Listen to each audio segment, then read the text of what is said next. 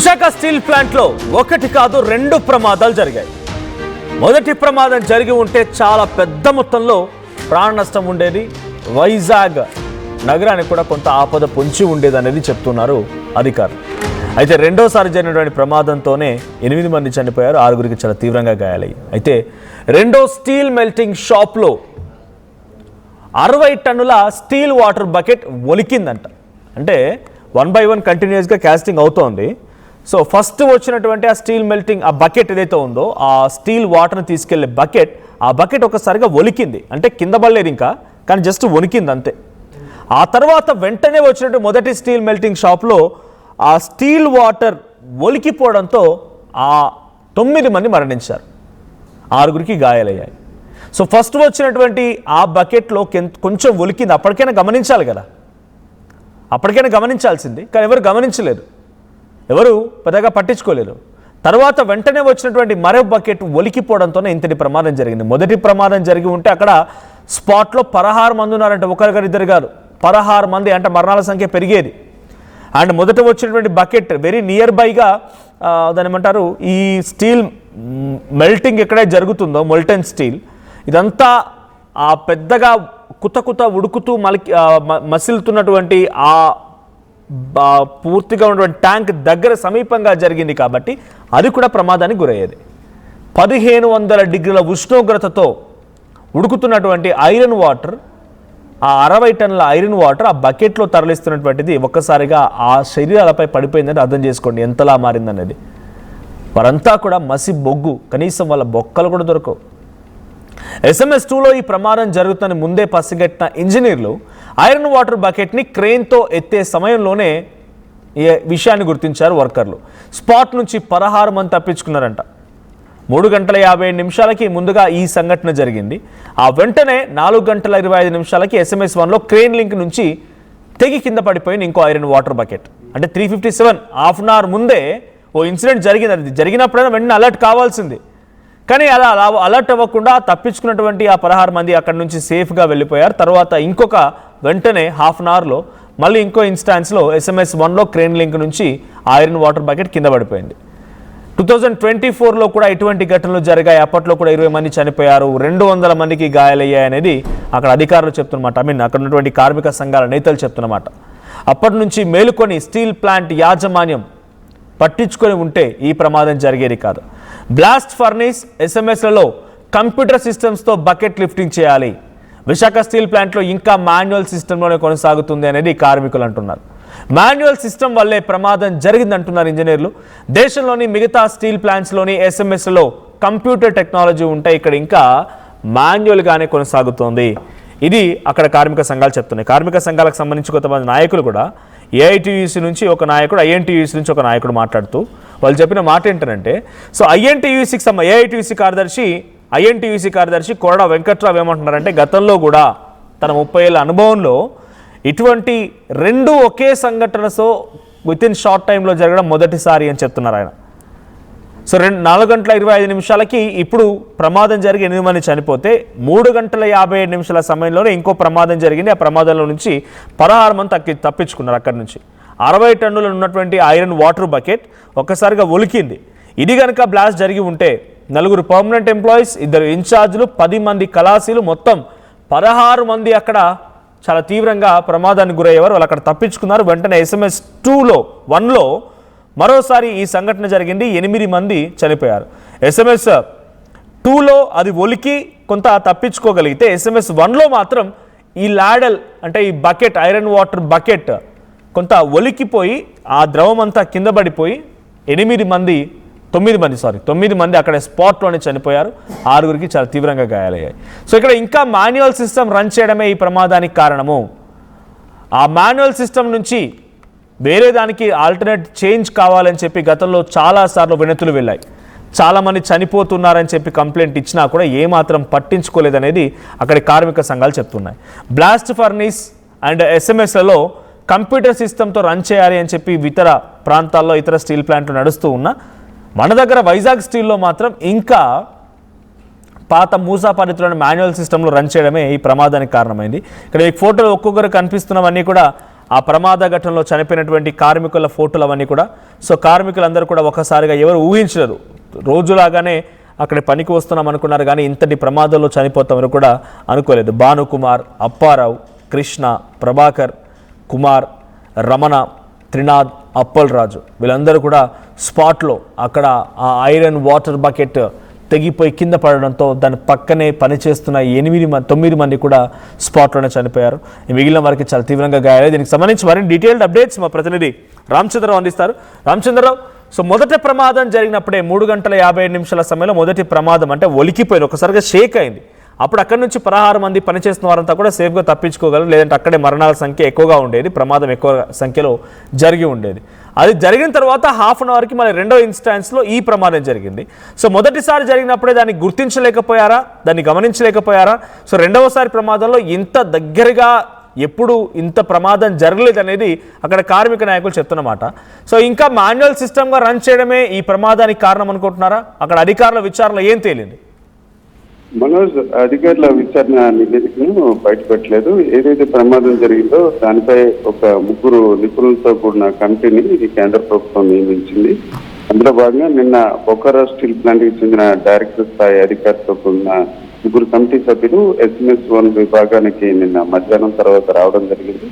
అక్కడ కొందరు కార్మికులతో మాట్లాడారు. అట్లాగే ఆ పరిసరాల్లో ఉన్న పరిస్థితులను కూడా విచారించడం జరిగింది. అయితే ప్రధానంగా చూసుకుంటే ఈ సంఘటన 1 కాదు 2 అనే విషయాన్ని మొన్న సాయంత్రం ఆర్టీవీ విషయాన్ని చెప్పడం జరిగింది. మనకి అక్కడ ఉన్న AITC నాయకులు ఆదినారాయణ, అలాగే CITV నాయకులు అయోధ్యరామ్ తదితరులు కూడా వెంటనే చెప్పడం జరిగింది. అట్లాగే ఆ సమయంలో అంటే SMS1లో పనిచేస్తున్న ప్రసాద్ అనే కార్మికుడు కూడా ఇదే అంశాన్ని చెప్పడం జరిగింది. అయితే ప్రమాదం 4:15 గంటల సమయంలో దాదాపుగా జరిగినట్టు SMS1లో చెప్పడం జరుగుతుంది. అయితే దానికి కొన్ని అంటే దాదాపుగా 25 నిమిషాల ముందే, అంటే 25 నుంచి 30 నిమిషాల వ్యవధిలోనే SMS2లో కూడా ప్రమాదం జరిగింది. అయితే ప్రమాదం జరిగిన క్షణంలోనే అంటే కొద్దిసేపట్లోనే ఆ లిక్విడ్ స్టీల్ కింద పడింది. అయితే ఆ విభాగంలో ఆ సమయంలో దాదాపు 16 మంది పనిచేస్తున్నారు. వారందరూ కూడా ప్రమాదం నుంచి తప్పించుకున్నారు. అయితే ఆ తప్పించుకున్న వెంటనే వారందరూ కూడా చాలా సంతోషంగా వాట్సాప్ మెసేజ్లు కూడా ఇతర స్నేహితులకు కూడా పెట్టినట్టు ఇప్పుడు తెలుస్తుంది. మృత్యుంజయలం అని కూడా ఒకరికొకరు వాట్సాప్ చేసుకున్నారు. అయితే ఆ విషయం అంటే ప్రమాదం జరిగింది, ప్రమాదం నుంచి ప్రాణాపాయం జరగలేదని వారు చాలా సంతోషంగా ఉంటున్న కొద్దిసేపట్లోనే మరోవైపు SMS1లో ఒకసారి లాడెన్లో ఒక విస్ఫోటనం జరిగిన పరిస్థితుంది. ఆ విస్ఫోటనంతో ఒకసారిగా దాదాపు 50 టన్నుల లిక్విడ్ స్టీల్ కింద పడిపోవడంతో ఒక్కసారిగా 8 మంది కార్మికులు అక్కడికక్కడే మృతి చెందారు. మరొక 8 మంది గాయపడ్డారు. వారిలో ఇద్దరు పరిస్థితి సూరిబాబు అలాగే పాటిరాజు, వారిద్దరు 95% గాయాలతో ప్రస్తుతం చికిత్స పొందుతున్నారు. వారి పరిస్థితి అంటే 95% గాయాలంటే మనం అర్థం చేసుకోవచ్చు పరిస్థితి ఏ రకంగా ఉంటుంది. అయితే మనం ఇక్కడ ఒక అంశం నిన్న అధికారికంగా ప్రకటించినప్పటికీ కూడా లాడెన్లో లిక్విడ్ స్టీల్ ఎందుకు ఒక్కసారిగా విస్ఫోటనం జరిగింది అనే విషయంపై సహజంగా అక్కడ ఉన్న చిన్న కార్మికులకు కూడా ఒక అవగాహన ఉంటుంది. ఏదైనా లిక్విడ్ స్టీల్లో నీటి లాంటి అంటే ఏదైనా లిక్విడ్ పడినట్లయితే పేలుడు చిట్పట్ అని మనం తెలుగులో అంటుంటాం. అట్లా ఒక్కసారి పేలుడు లాంటివి జరుగుతాయి. అట్లాంటి కారణానికి ఎంట్రాప్డ్ గ్యాసెస్ అంటే లిక్విడ్ లో కొన్ని రకాల కెమికల్స్ కలుపుతుంటారు. అట్లాంటప్పుడు ఒక రకమైన వాయువు కూడా ఉత్పన్నం అవుతుంటది. ఆ రకంగా ఆ ఎంట్రాప్డ్ గ్యాసెస్ గా చెప్పుకునే అంశం ఉందో దానివల్లనే పేలుడు జరిగినట్టు తెలుస్తుంది. సహజంగా లిక్విడ్ స్టీల్ ని స్టీల్ గా మార్చడానికి పెద్ద ఎత్తున ఆక్సిజన్ ఒత్తిడితో ఆక్సిజన్ పంపిస్తారు. ఆక్సిజన్ ద్రవపు లిక్విడ్ స్టీల్ లో ఉన్న కార్బన్, మాంగనీస్, సిలికాన్ లాంటి పదార్థాలను తెట్టుగా మార్చి బయటకు పడేస్తుంది. అట్లాగా ఆక్సిజన్ ఇందులో ఉన్న ఆక్సైడ్ తో కూడా ఒక మిక్స్ అయ్యి ఈ రకంగా అంటే ఒక లిక్విడ్ స్టీల్ సాలిడ్ స్టీల్ గా మారడానికి కొన్ని రకాల రసాయన ప్రక్రియ జరుగుతుంది. అందులో భాగంగా ఆక్సిజన్ పంపడం ద్వారా అందులో ఏదైతే అవసరం లేనిగా చెప్పుకుని అంటే స్టీల్ తయారీకి అవసరం లేని అంశాలుగా ఉన్న కొన్ని అంశాలు బయటికి ఒక తెట్టు మాదిరిగా అంటే మనం సహజంగా కొన్ని వంటలు కానీ నీరు కానీ తయారు చేసేటప్పుడు వేడి చేసేటప్పుడు కొన్ని రకాల వ్యర్థాలు ఏ రకంగా వస్తాయి, వాటిని ఒక తెట్టు మాదిరిగా ఉంటుంది, వాటిని తొలగిస్తారు. ఆ రకంగా ఒకసారిగా ఈ ఆక్సిజన్ పంపినప్పుడు ఆ లిక్విడ్ స్టీల్ సాలిడ్ స్టీల్ గా మారడానికి కొన్ని నిమిషాల వ్యవధి ఉంటుంది. కానీ ఆ టైంలోనే ఈ ఎంట్రాప్డ్ గ్యాసెస్ గా చెప్పుకునే వాటిని ఉత్పత్తి అయ్యి పేలుడు జరిగినట్టు ప్రస్తుతానికైతే కార్మికులు చెప్తున్నారు. అది ఇంకా నిర్ధారించాలి. ఈ ముగ్గురు కమిటీల సభ్యులు 15 రోజుల్లో నివేదిక ఇస్తారని ఇప్పటికే స్టీల్ మంత్రి శ్రీనివాస్ వర్మ చెప్పడం జరిగింది. అయితే మనోజ్ అంటే తోటి కార్మిక సంఘాల నాయకులు ఏం చెప్తున్నారు, కార్మికులు ఏం చెప్తున్నారు? అక్కడ ప్రత్యక్ష సాక్షులు ఉండే ఉంటారు. ఏం జరిగింది, ముందుగా డిఫాల్ట్స్ గమనించామా, డిఫాల్ట్స్ గమనించలేదా?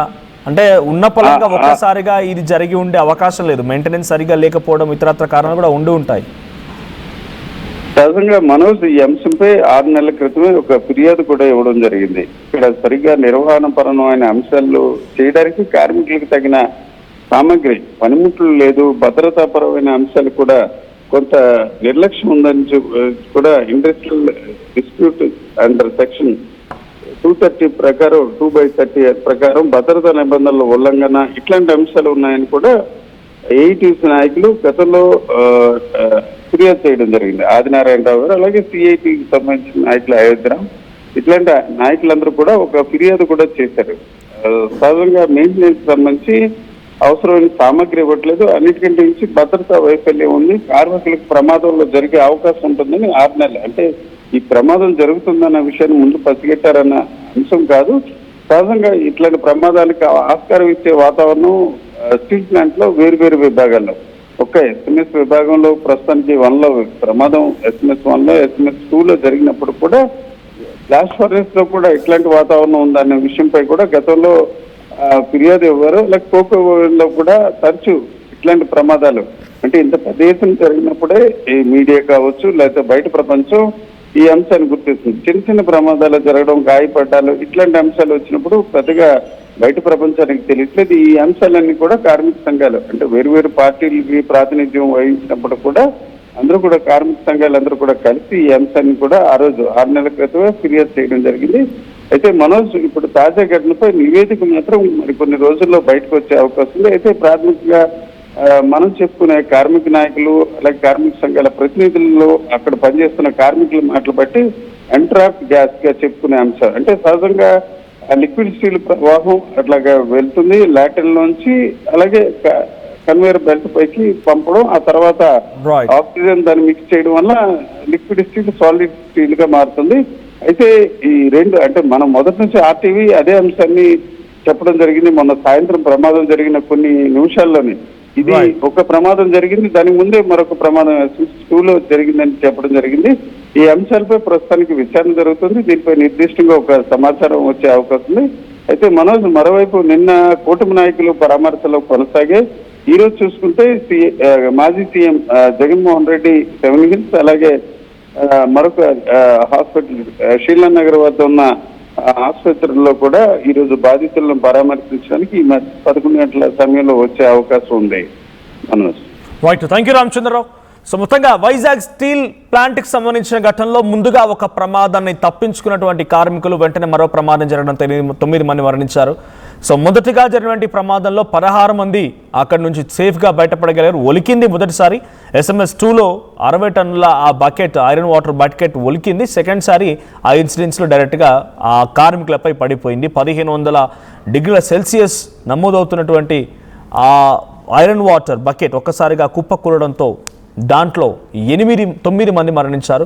సో ఇంతటి స్థాయిలో ప్రమాదం ఎప్పుడు జరగలేదు మా అనుభవంలో అని చెప్పి చాలామంది కార్మిక సంఘాల